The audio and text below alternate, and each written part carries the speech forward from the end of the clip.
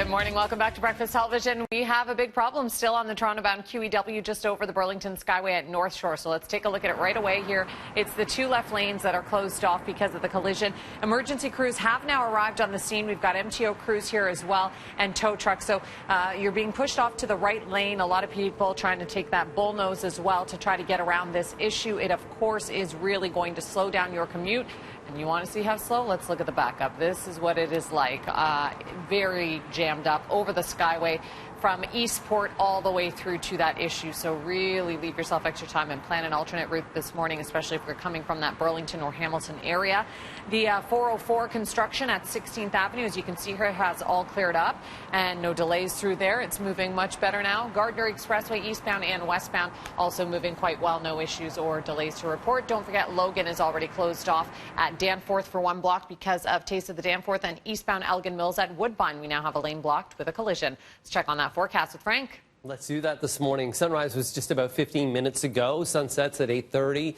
We should be closer to about 26.4 for this time of year. We should be waking up to about 14.7. To be very honest with you, you're pretty much spot on in terms of your seasonal temperatures for this day. We take a look. We're waking up to mainly clear skies. Temperatures, we're not at 14.7, but we are at 15 this morning. A little bit of a breeze outdoors, so somewhat of a coolish feel. And look at that daytime high. Pretty much right where we should be. 26, partly cloudy skies into the afternoon. As we take a look into the afternoon as well, there's a chance of seeing some isolated pop-up showers. It's very slight. Tomorrow we'll see mainly sunny skies, a high 28. And then on Sunday, greater risk of seeing some showers late in the day and a high 25, winds out of the south, 20 to 40. That's your forecast. Now let's take a look at your news. Well, the gun violence in the city seems to be never ending, at least this week. 2 overnight shootings again, one leaving a man in critical condition at an East End basketball court. Police were called to the Lawrence and Orton Park Road area at around 1:15 this morning on reports of several gunshots ringing out. The victim, a 26-year-old man, made his way to hospital with 2 bullet wounds, one of them in the abdomen. The shooter apparently walked up to the victim, firing shots and then running off. Police are still looking for the suspect. And a live look right now at the Lawrence and Orton Park area. This is the 3rd shooting within a few blocks of each other this week. The others were on Monday near Scarborough Golf Club Road. The 3rd just yesterday on Confederation Drive when a man was shot as he sat in his car. Both victims survived.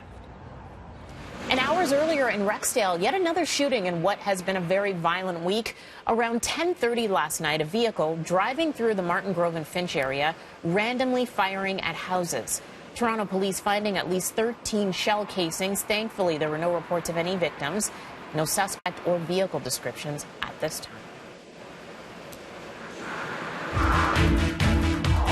To world news next, search and rescue teams in Malaysia are now using voice recordings of a missing Irish girl's family to try to find her.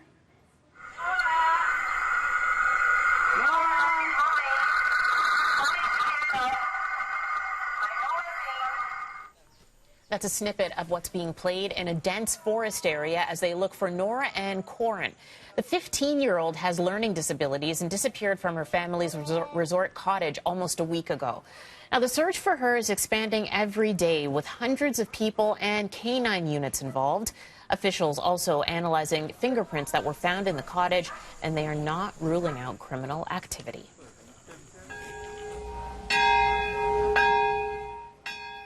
A bell rings out in Japan's Nagasaki Peace Park today at a solemn ceremony to mark the day 74 years ago when an atomic bomb hit the city.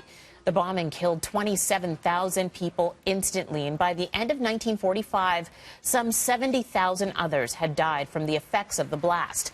The bombing came just 3 days after another atomic bomb hit Hiroshima. There were renewed calls today to rid the world of nuclear arms.